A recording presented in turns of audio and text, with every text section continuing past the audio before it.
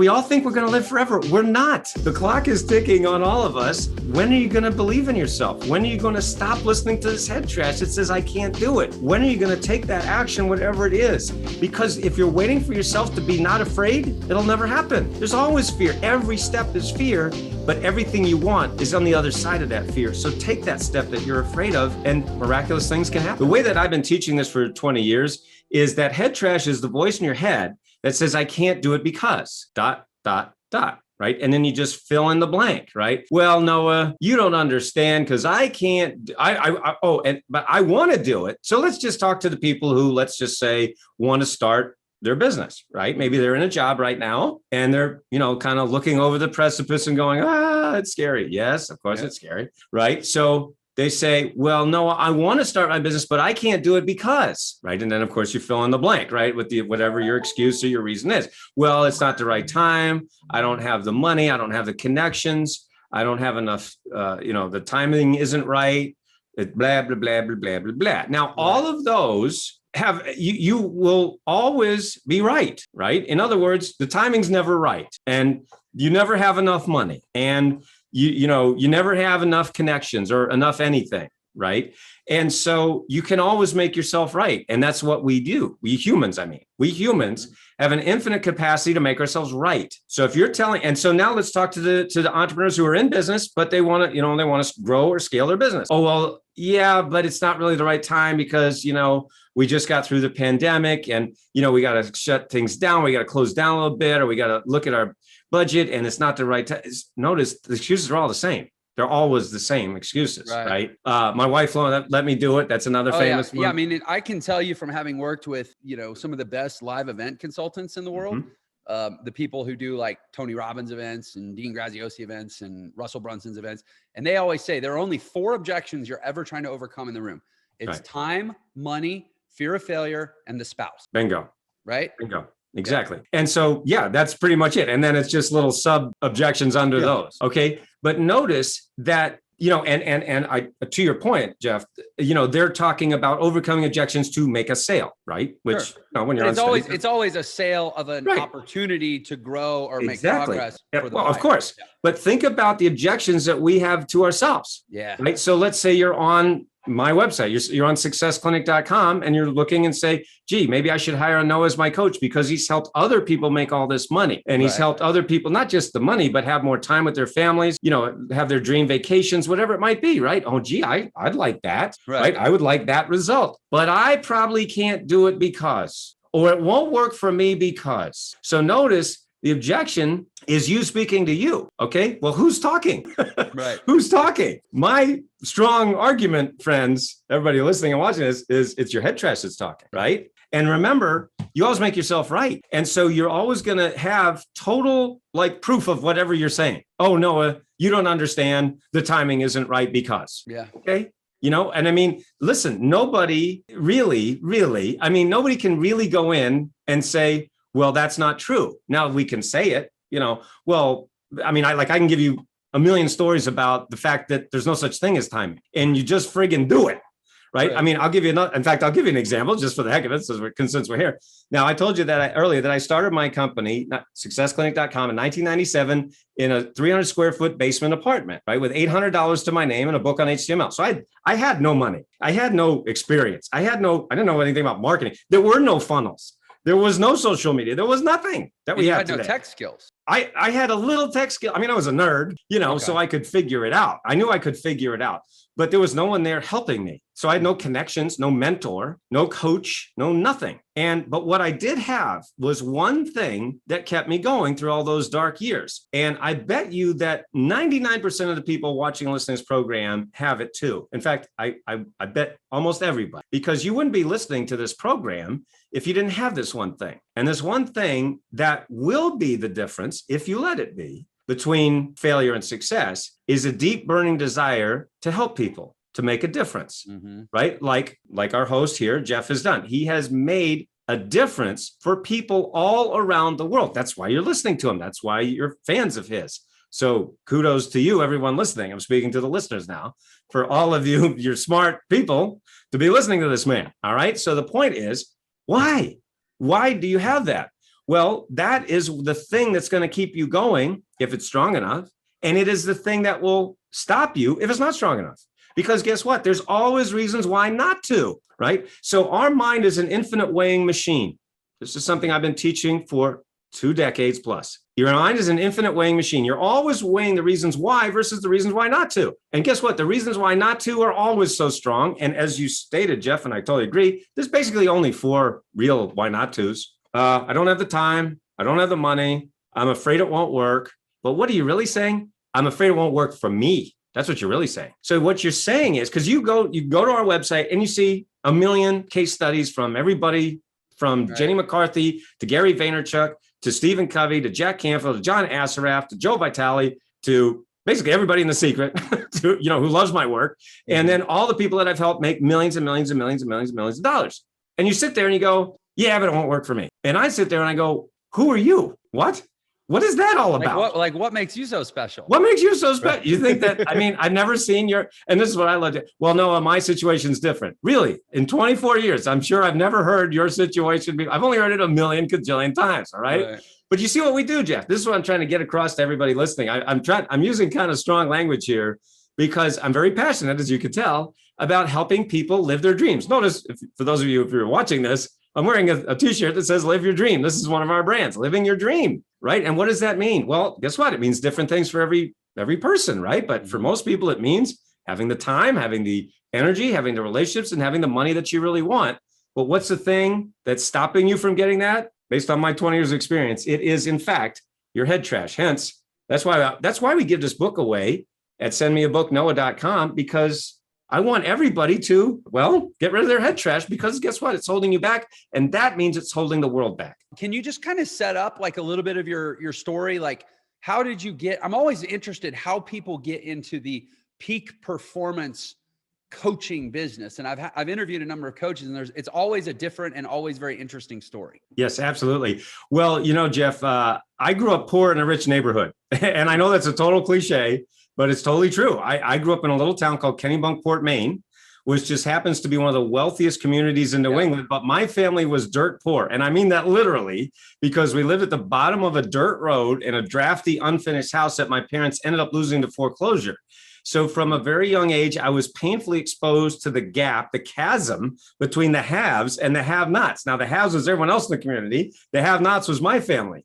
So, you hear these speakers, they get on stage and they say things like, well, we were poor, but we were happy. We didn't know we were poor. Well, my family, we freaking knew we were poor. Because my mother, bless her heart, reminded us every day that we were poor and miserable. So no, it wasn't happy. It sucked. And so I was like, I got to get out of this. I hated that life of poverty and lack and not enoughness and fear. That's what I grew up in, right, in my family. But right down the street, I saw that there was great wealth and abundance. So I said, how do I get from here to there, right?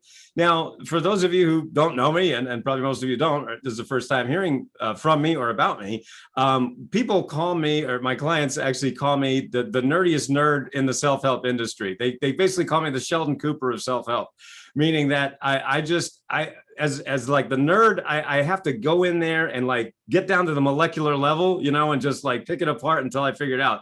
So as a nerd, I did the only thing that we nerds love to do, or one of the things we love to do, which is go to the library. And I started reading books. I read every book that I could on self-help, personal growth. I mean, I'm talking when I was a kid, so the classics like Dale Carnegie, Napoleon Hill, Stephen Covey, Wayne Dyer, all the classics, I read them and I just really, really tried to apply them. But what happened was as hard as I tried, as hard as I worked, I just couldn't seem to get it together. I couldn't seem to become what most people would call successful. And so at the age of 25, I was living in Los Angeles, and I didn't have a girlfriend. I had, a really lousy job, and, I was very unhappy and frustrated from all this hard work and sacrifice that wasn't showing any results. So at the age of 25, I decided to commit suicide. I just said, I'm done, and at the very last moment, my life was spared. Now I do share that story in my books like Affirmations and Power Habits. I share that full story, but long story short, my life was spared at the last moment. And I said, okay, I don't know why I'm still still here, but I've got to figure out why I'm still here on the earth. And I decided to devote the rest of my life to serving God and serving humanity as best as I could while I was still here on the earth, but I didn't know why I was here. So I went on another long journey, this one more of a spiritual journey, right? An inner journey. And so I started reading more books, went back to the library, read more books but like spiritual leaders like Deepak Chopra, Neil Donald Walsh, Ernest Holmes, Marianne Williamson, Barbara DeAngelis, people like that, the spiritual thinkers of our time. And so at the age of then, I went back to school. And again, long story short, I went back to school at the age of 28.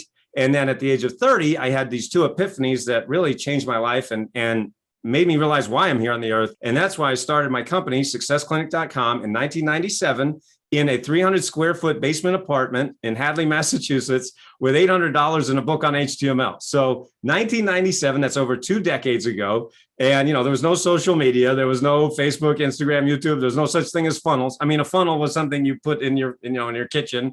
It was long before all the stuff we have today. But unbeknownst to me, I accidentally started one of the very first business and personal growth websites on the internet, successclinic.com, which is, still here over 2 decades later. Anyway, it's a great domain, by the way. Now, thank you. Well, when you got in, it was just me and Al Gore back then, pretty much. Right. That was it. But anyway, so I self-published this book called Permission to Succeed, and started just selling things on the internet. Didn't know what I was doing, and just people just started buying my book, and I ship it all over the world. And then you get these incredible case studies and stories after stories after stories of people that said, no, you changed my life. And, I made more money. I lost weight. I found love. I used your methods and I just changed my life. So we got these over and over and over again. And then, that's how we just eventually started to transition into doing what we're doing now, which is the peak performance coaching, working with executives, 7 and 8 figure business owners, CEOs, celebrities, athletes, entrepreneurs from all around the world, over 120 countries. And as you mentioned, we've helped our clients add over $2.7 billion, meaning we've helped people add 6, 7, 8, and even 9 figures, to their business. And it's just been an incredible journey. Man, you're like a success, like a peak performance OG. I am an OG, yes, yeah. And I have the gray hairs to prove it. So yeah, yes. You're like pre Brendan Burchard, like way pre Brendan Burchard. Yeah, yes, that's crazy. 1997, you started that website. That was when I was supposed to graduate from high school, but I'd already dropped out by then. But still, no, that's impressive. Kennebunkport, Maine. That's where the Bush family like to hang out. I'm from Houston, so we were all kind of pseudo obsessed with the Bush family. Exactly. We always knew when they jetted off to Kennebunkport. That's right. Exactly. Yes. And I grew up, 10 minutes from their house, and we would go by their house every day in the school bus on the way to and from school. And we didn't think anything of it. It's like, oh yeah, the Bushes. And then of course, later on when they're president, it's like, right. Oh, that's who they are. It's pretty funny. Man, what a journey. Okay. So first of all, 1997. And by the way, I love that you specifically referenced that you had a book on HTML. Yes. Because I didn't get started online until 2008. But even in 2008, which was 11 years after you, I still had to go buy a book on HTML. First of all, there wasn't funnel builder software. No. And I'm interested to hear what you were coding in. I actually had Adobe Dreamweaver, which was I tried that for about help, but not that much. But what were you doing in 1997? Like front page or what? I think it was front page. I think I tried Dreamweaver. I hated Dreamweaver. I couldn't get it. Of course, there was no WordPress back then. I think it was probably the majority was front page. And there was another one that I can't even remember right now. But as you just mentioned, that's what's nice about today and for all the entrepreneurs and wannabe entrepreneurs and people who are thinking about diving in and people who are wanting to grow and scale. That's exactly who we work with, who we help to grow and scale, as we mentioned, to add 6 and 7 and 8 figures. But for those of you looking at it now, again, whether you're looking to start or grow or scale, the tools that you have nowadays are a billion times easier and better than what I had to deal with.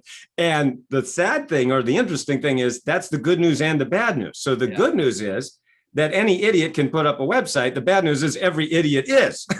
So that's the problem, right? Is that how the heck do you stand out from all the idiots out there, all the noise? And of course, that's a very long conversation, but you see what I mean. So again, back then it was harder and easier. Today, it's easier and harder. So well said. So well said. And by the way, like I would not be the entrepreneur and the marketer that I claim to be in this world if I did not take this opportunity to mention that I just released a funnel builder software called Entrasoft. And you can go to www.getentrasoft.com to check it out. And it is the bomb. Okay, that's enough self-promotion. So let's talk about it. You said, how do you stand out from all the noise? Good question. First, before I steer the answer, I want to give you a completely wide open field to tell me what's the answer. Okay, well, this goes back to something that you and I were talking about before we got on the air here, which is really where my specialty is and what I've written all these books on. Okay, and these are my books here in the English language, and then here are some of my books in other languages. I've been published in 18 languages so far. But really what I've written these books about, and the main reason that we've helped our clients make so much money, is what I call the intersection between money and habits. Okay. Or you could say habits and success. All right. And so what I teach, and the reason that so many of my clients have made so much money, is we talk about inner game and outer game. Okay. So if you think about, in fact, like I have my new book here is called Get Rid of Your Head Trash About Money. All right. And we want your everybody watching this to know that you can get this book for free at sendmeabooknoah.com. Sendmeabooknoah.com. Very easy to remember. Sendmeabooknoah.com. Anyway, so the book is free. I've covered the cost of the book. We just asked you to cover the shipping. And by the way, by the time this publishes, that link should be in the description wherever this appears. Exactly. And thank you. And so right here on page number 48, I show you exactly what I'm talking about here. If you can see this, I like to put a lot of pictures in my books because, hey, pictures are fun, and the human mind responds to images and pictures or remembers them much easier. So here I show these two intersecting circles that we call inner game and outer game. So very simply, inner game is everything that happens between your ears, right? But that you can't see directly, but it affects everything that you do, right? So it includes things like your beliefs, your thoughts, your decisions, your priorities, your desires. Now, you can't see any of those things directly. You can't see a thought. You can't see a decision, but you see the results of it, right? You see the effects of it everywhere. So whether I'm speaking at, virtual events for my small groups, my mastermind groups, or whether I'm speaking for clients, at a live event or a virtual event all around the world for corporate and, doing group workshops or private workshops, one of the things I like to ask my audience members, Jeff, is I like to say to them,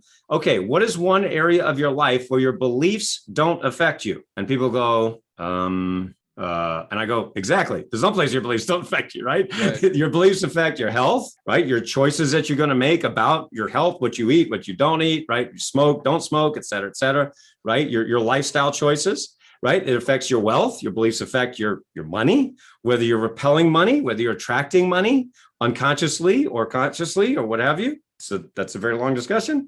And then, of course, your relationships, right? How it affects your intimate relationships, your social life, your family life, your marriage, your partnership, whatever it might be. So there's no place your beliefs don't affect you. However, and this is a very important point, you can't see a belief, right? You can only see the effects of it, right? So not only that, but you can be doing really well in one area of your life, but you could be stuck or struggling in another area. For example, maybe, you're doing well in your health, but your business is struggling. Or maybe your business is going great, but your relationships are suffering. Right. So it's not cookie cutter, one size fits all. That's why with our inner circle clients, we look at it in a very specific, customized, personalized way for each individual, right? And each team and each organization that we work with. Right. So that's inner game. So but then you also have the outer game, right? The outer game is everything you can see direct, right? That's the systems, habits, strategies, tactics, all of the blocking and tackling that we entrepreneurs have to do every day. Right. So that's where it relates to, for example, your funnels. Right? Your marketing, your branding, your logos, what you say, how you say it, how you dress, et cetera, et cetera. That's all the outer game. That's what everybody sees, but it is affected immensely by your by your inner game. So let me give you an example, a concrete example of what I'm talking about. So I was speaking at a seminar in Los Angeles. This was a few years ago. And when, live events were still happening. Of course, now we're getting back into live events. But anyway, so this was for there was about 1,000 entrepreneurs in the audience, right? So very entrepreneurial audience, very high level achievers, 7 and 8 figure earners. So I just finished speaking. I was walking off the stage. literally just finished speaking. A man came up to me out of the audience, ran up to me. He says, Noah, I want to hire you as my coach. You are the coach that I've been looking for, he said. And now I didn't know this man from Adam. Ironically, his name was Adam. I said, okay. I said, well, okay, what's going on? You want to hire me as your coach? What's the story? He said, Noah, I'm totally stuck. I'm only making $4 million a year. Now, of course, I had to laugh, right? I mean, gee, I'm only making $4 million a year. It sounds pretty tough, doesn't it? Right? I mean, most people would say that doesn't sound too bad to me, right? It's like, where can I sign up? He said, no, you don't understand, Noah. I am the CEO. I'm an entrepreneur of this company.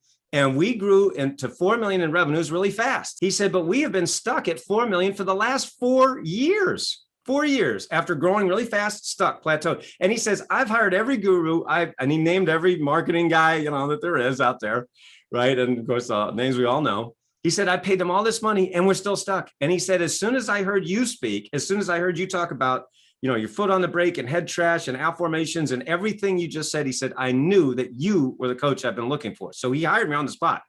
Anyway, so I worked with this company for about 18 months.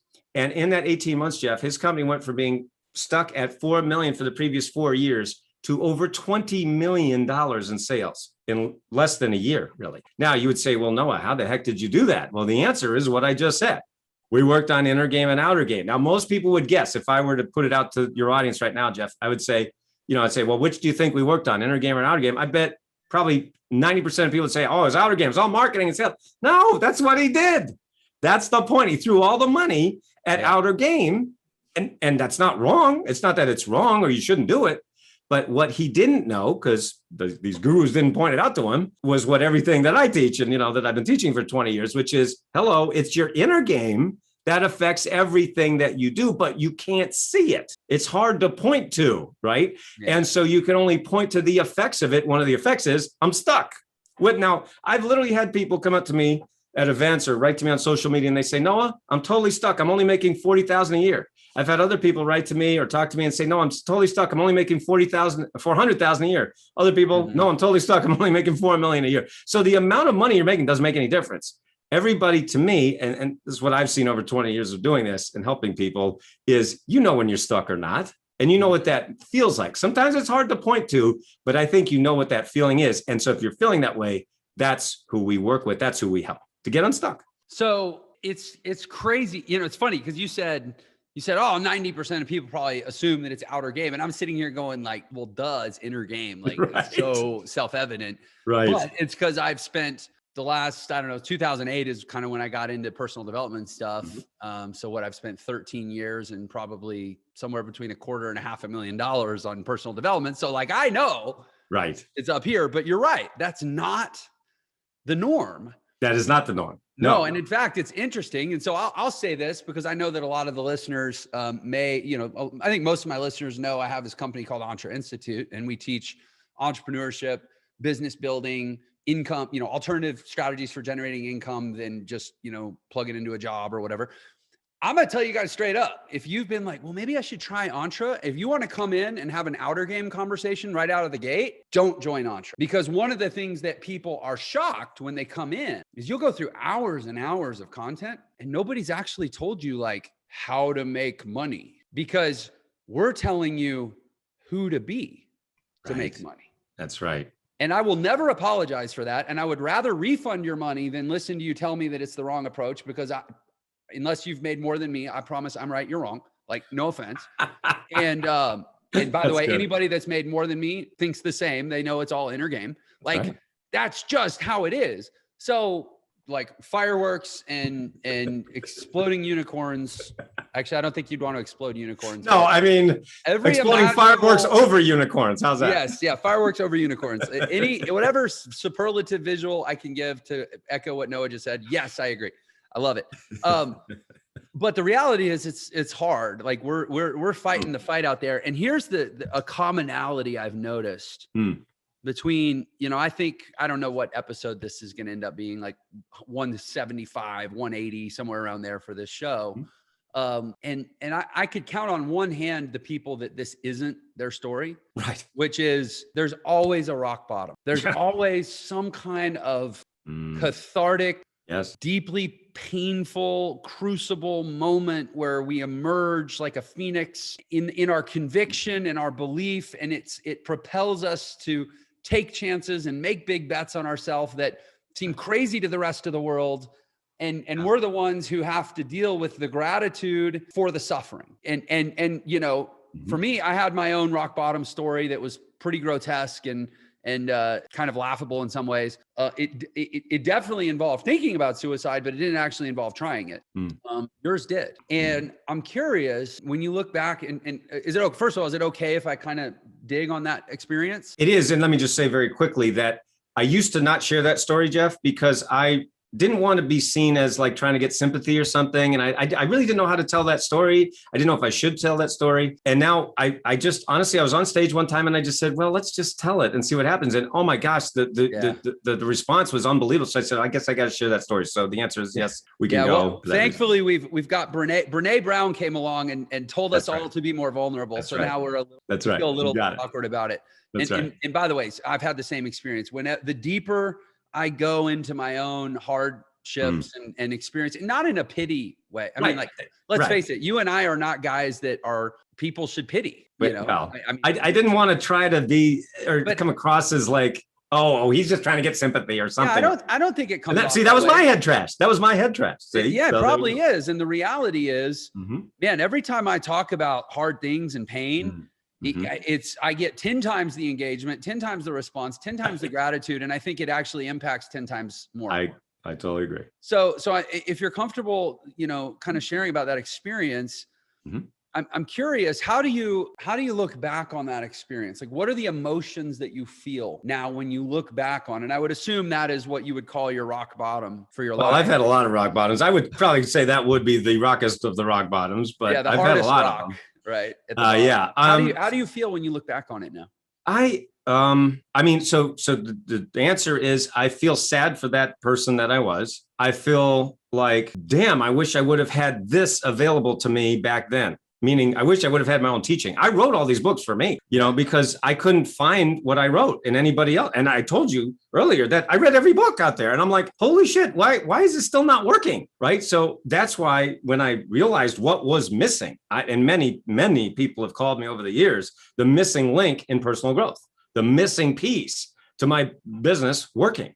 And that's, you know, of course, what a lot of people are looking for, the missing piece. What's missing? Yeah. I've spent all this money, like Adam, that story I shared with you. I spent all this money on all these other clowns. What's missing? Hello, you know, inner game, outer game, or what, you know, whatever link it is that I give them, you know, in our coaching. Anyway, so the point is that when I look back on that, I feel sad for that person that I was, because and please keep in mind for everyone listening to this, this was definitely pre-internet. This was 1992 when it happened. So right before the internet. So the great news for all of you and everyone here is that the resources that you have available to you now are, well, infinite, really.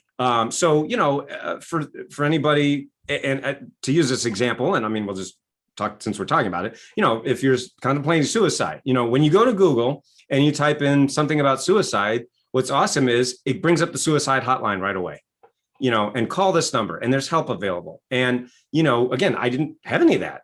There was no Google, there was no internet. So it's like, I just felt very alone. And so and you know, that's one of the things that so many entrepreneurs go through is the feeling of isolation. And one of the messages that I do get out, and of course, want to get out to the world, and certainly the world of entrepreneurs, is you're not alone. There is help available. Now, the problem though, and this is a huge problem, is we also have, you know, the gurus out there that are staggeringly good at self-promotion, but they suck at teaching. And so I know this because I gave them $500,000 of my hard-earned money only to get basically nothing. And I was like, I was really looking for answers. You know, I shared this earlier. I was 1997, 300 square foot basement apartment. I don't know what to do.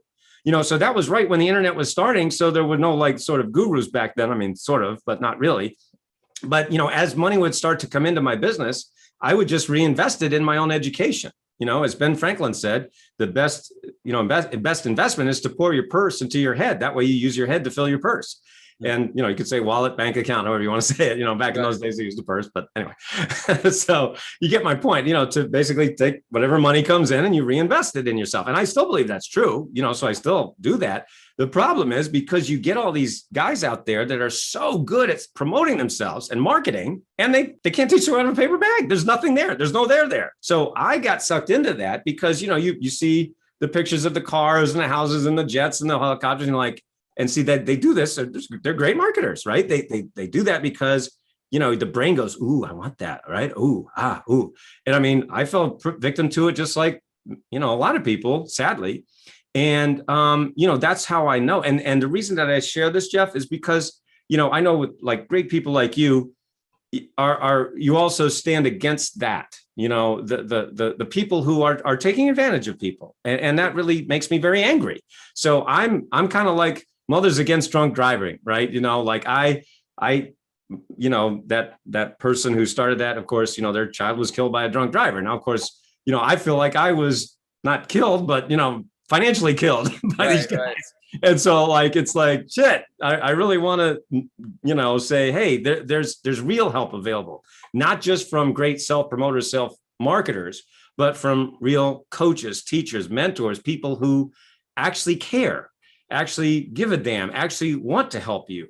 And so, whether it's me, whether it's Jeff, whether it's somebody, just get the help because you don't have to do it alone anymore. And that's what I would say to that person, me back then, that you're not alone and you don't have to try to do everything by yourself. Hey, sorry for the interruption. I just wanted to let you know you can get a free copy of my book, The Millionaire Shortcut, which will show you the fastest way to become a millionaire in the new economy. And there's a special link just for this episode in the description. So thanks for tuning in, and I hope you enjoy the rest of the episode. In my world, we call them the Lambros. I love that. I love that. With Lambos. I totally got it. The Lambros. I love that. Oh, it's so painful. I am. And yeah, I am virulently opposed to those people. But here's the thing. I just bought myself a really nice car. I'm not saying you can't have a really nice car. Right. But it's about what's inside the person inside the car is just that's what's got to be the attraction. That's right. And that's hard to get across in a Facebook ad. It is. Yeah. And you got 3 seconds. We have such an ADD culture. Like, how do you hook people? Am I going to have like a pretty girl or a flashy car or a big mansion or a boat or the Amalfi Coast in the background? Or there you go. That's a good one. Yeah. It's hard. It's actually my biggest frustration as an evangelist of, I don't consider myself an evangelist of success, but I consider myself an evangelist of entrepreneurialism, which is a vehicle for success. Exactly. And if I could get people's attention by literally it's the reason I have these awards behind me. That's right. It's not I got books. So we're all trying to get attention. This isn't my first choice, but the favorite thing I have behind me is actually over here where it says, get your shit done, because my daughter, at the time 11-year-old daughter, made that for me for Father's Day. I love that. Because she's like, Dad, go to work, get your shit done, and then come home and we'll hang out. Right. It's like, that means more. Sweet. And then below that, I have my 2008 tax return, which was for negative $40,000. That was my rock bottom. But here's where I'm going. So this rock bottom thing, right? Mm-hmm. I look at my rock bottom when around the time of that tax return and just deeply humbled and grateful and living in the truth that everything I'm doing, same as you, everything I'm doing now is what I wish somebody had done for that guy. And I heard somebody actually say this recently, that every great entrepreneur essentially does what they do in service to who they used to be. I think that makes a lot of sense. And I think it does, because the reality is being an entrepreneur at a high level is so damn hard. Yeah. It's got to be personal. I understand the philosophy of not doing it that way, but I don't get it. So in other words, I know there's people out there that teach, if you're really passionate about something, do something else. And I go, what? I mean, because as you just stated, It's freaking hard. I mean, I don't know how I could have possibly gone through all the shit that I've gone through if I wasn't passionate about what I do. I don't get it. So again, I get the point, but I'm like, I can't do that. I got to be passionate. I think there's a difference between entrepreneurs and operators. I think there's great business operators. Interesting point. Yeah. You can plug into a business that's someone else's vision, and they will carry the operational burden, and they will build the systems and the infrastructure, and they'll do an amazing job. And frankly, the work, I need those people. I have an incredible business partner who's actually, I would say he's 100 out of 100 as an operator, and he's probably an 80 out of 100 as a visionary, which makes him pretty rare. Whereas I would say I'm probably like almost 100 on a visionary, and I'm probably about a 70 as an operator. So we complement each other really well because we're both reasonably good at what each other is great at. Nice. But I think you're talking about operator. They're like, which here's the thing. If you're not a passionate visionary entrepreneur, but you still don't want to have a 9-to-5 day job, there's a lot of opportunity in this world for great operators. Absolutely. But true entrepreneurs, people that will, and I have a whole riff I do about the origin of the word entrepreneur, which it is synonymous with risk. It is synonymous with vision. It is synonymous with faith and creating things based on what you see in the world that no one else actually sees yet. It exists for you, but it doesn't exist yet for anyone else. And you're trying to close that gap. Like, it's a different breed. That's right. But the reason I'm kind of going this way is it almost always seems to be born of trauma or spiritual crisis. I've heard a few times of spirit. And frankly, I would suggest that maybe a failed suicide attempt is a combination of the two. Kind of a spiritual crisis and a trauma. Certainly was for me. It was for me. But I just want to point out that I didn't get my entrepreneurial aha moment, my epiphany, until 5 years after that happened. But did the seeking start when that happened? I mean, I had always been seeking. If you really, I mean, that's why I went to the library when I was a kid. I was always seeking. I hated poverty. I hated that life that I knew from my family of origin, because all of my friends were from wealthy families. And I'm like, what's so different about them? And why can't I have that? It just doesn't, I don't. So I'm like, and it's not, I'm not blaming my parents. It's not their fault that, they were raised with their parents and everything like that. It's not about pointing fingers or blaming at all. I'm just saying, what do I do? I hate this. I want that. What do I do? So that's how I've always been. And I think, and that's who I love to work with. You mentioned it as having that vision. And so that's what I love to work with visionaries, visionaries who are exactly like you said, saying, I see what should be out in the world. It's not quite there yet. So how do I close that gap? And also I see in my mind, in my head, I see the impact that I'd like to have, and I'm not having it yet. Yeah. What's missing? And that's, of course, when we get into inner game and outer game, 80 to 90% being inner game. And that's why we see these enormous, really almost miraculous increases for people. I mean, doubling, tripling, quadrupling, and more of their income. And just so everybody realizes this, the money is awesome and it's great because it allows you to make choices. It allows you to have options. The person that has the resources has the option of how they want to live their life, right? But that's just something you can point to. It's a yardstick. Money is not everything, but it is also freaking important, And so the point about that is it's hard to point to happiness. It's hard to point to fulfillment. Right. It's hard to point to, I get to spend more time with my family. I basically, like one of the things that I was talking with one of my clients about is how many times does your spouse have to go to bed alone because you're still working in your office at night, and you just say, okay, honey, well, I'll be there as soon as I can. And you're still slaving away, burning the midnight oil. And that sucks, So what is that worth to you to go to bed with your spouse? You know what I mean? So you're not burning, you turn off the computer at 5 or 6 at night or whenever, or 4, whenever you want, so that to me is real freedom, right? But it's interesting. You make a really good point. That which is harder to quantify is easier to be out of mind for being out of sight. Right. Like if it's like our bank balance, it might be out of sight, but it's never really out of mind. But our wife going to bed alone, frankly, at 8 a.m. when it's not happening, it's kind of out of mind because it's not such a quantifiable thing. And even more general than that, like our not having called our parents in 2 weeks or something like, right. and even you go even further than that, which is sort of like a generalized feeling that I'm not living my greatest purpose. Exactly. And like, when is that's never really in your face.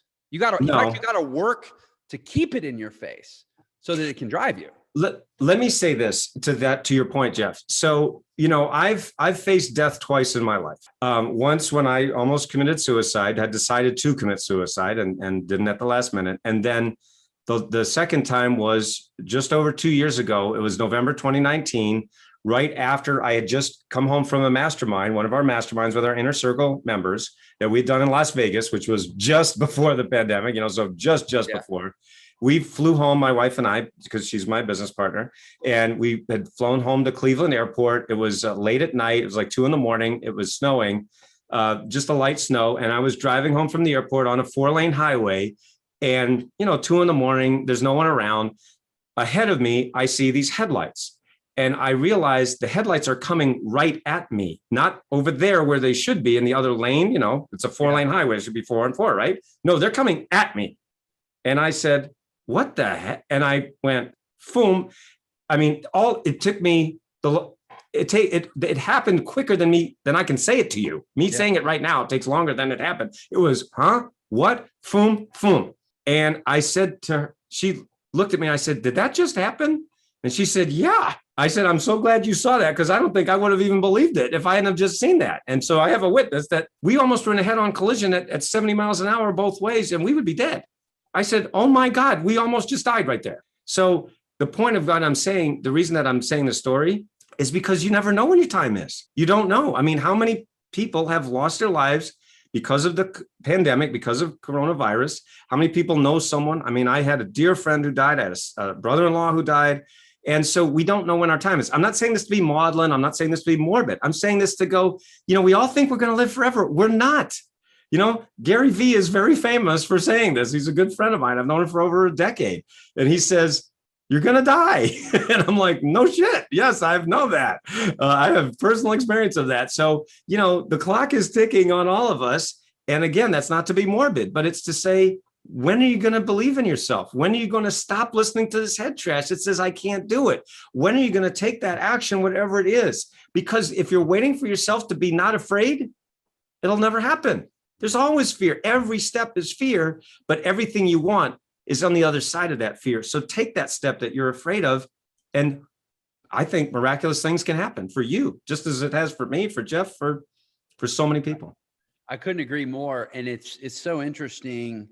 And again, I don't want to impose a certain narrative on your experience and your event that happened in your life, but it always seems like it's the more we in our lives have survived or overcome really profoundly difficult things, the more we're kind of liberated to be like, oh, well, we're all going to die anyways. And none of it, let's not take it all so seriously, and let's just go after our dreams. Right. Like, damn it, let's just do this thing. Right. And, right. And that's the common thread that I've experienced through doing the, over almost 200 of these interviews. Mm-hmm. And so I feel like a huge part of the code that I'm trying to hack is I don't want people to suffer. Right. I want them to thrive.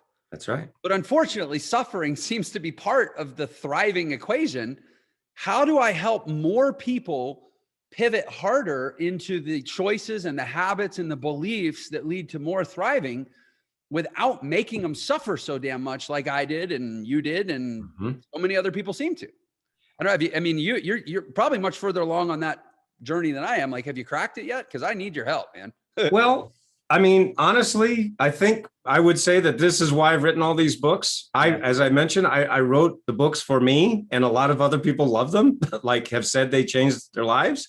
Yeah. So I think it's a great place to start. Again, sendmeabooknoah.com is a great place to start. It is free. Sendmeabooknoah.com. So, I wrote these books, and I say for me, it's almost tongue in cheek, but it is true, because I wish someone would have helped me back then. Again, to your point of suffering and wanting to alleviate, that's exactly what I want to do. I'm trying to alleviate human suffering. I think that's what all entrepreneurs do. And the suffering could be, where to get, a sandwich faster and cheaper, Right. where to get your windows washed better and faster, or whatever it might, it's a better way to do something. Right. Yeah. So that is all about alleviating suffering to whatever degree it is. In my case, sometimes I am saving lives. I mean, we've had a lot of stories like that. So, I totally get your question. And I think that's what we're all trying to do, is alleviate human suffering. But I guess what I'm also saying for everyone listening, you've got to take that step. You have to say, I'm not willing to go through this anymore. I know for me, if someone would have reached out to me, I think I would have taken it. I don't know, because, it didn't happen. I had to slog through on my own, go through the swamp, and it was awful. I hated every second of it. So if there would have been help available, I think I would have taken it. And I think that's how most people are. But, I don't know for sure. But I think that, again, I'll just reiterate, the fact that there are so many resources available today is a great thing, but it is also can be confusing. And so I guess all I want to say, as a final thought on that, is just make sure you vet whoever it is. That's all. Just, do a little research, go to Google, take you 5 minutes, you can go to watchnoahtv.com. That's my YouTube channel. Watch some of my videos, listen to me on other podcasts, or whatever it might be for me, for Jeff, whoever it is you're going to be working with, hiring as a coach, et cetera. Just do your homework, vet them. There's plenty of information out there. And I will say again, as a final thought on that, just also say to yourself, hey, if it worked for them, why not me? Why not me? If it worked for them, why wouldn't it work for me? And the answer is, there is no reason it won't work for you. As long as you do the work, I often use this analogy, which is, hey, if I'm a personal trainer, I can show you how to do the best sit-ups in the world, but I can't do your sit-ups for you. You've got to do the sit-ups. It would be great if I could have a pill that said, here's your 6-pack abs. We don't have that.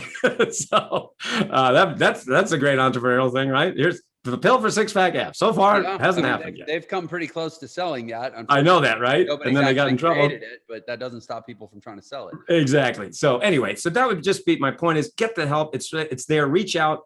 Do your research, do your homework, and then just take advantage of it. And I will say this, in addition, because there are, I think you got to assume at any given time, there's people listening on the full spectrum of joy and pain.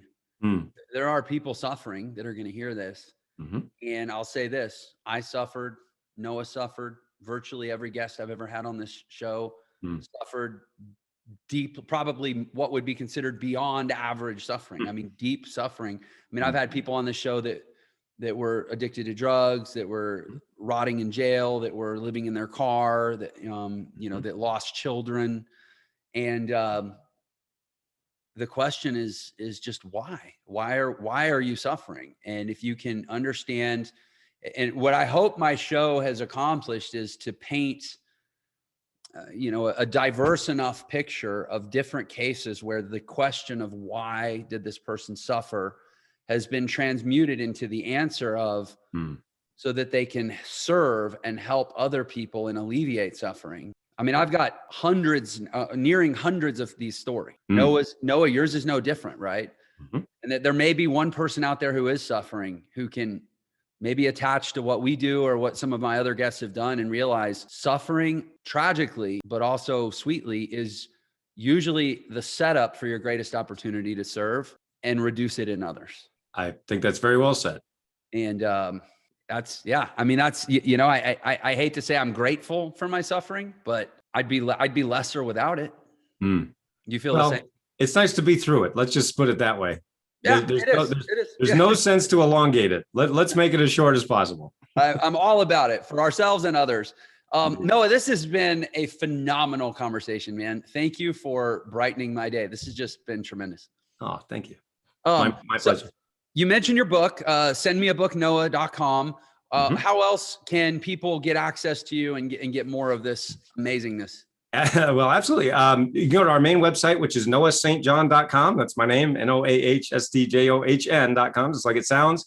And also, if you'd like to book me for your podcast or for to speak at your program or your events, for those of you who have companies or organizations, just go to that Book Noah page right there on noahstjohn.com and just let me know that you heard me here on Jeff's podcast, and love to have a conversation with you so I can also help you, your team, your organization, your people to really not only get rid of their head trash, but also just to be more, to live more, to achieve your vision faster, easier, with less stress and less suffering. So noahstjohn.com, and love to serve all of you.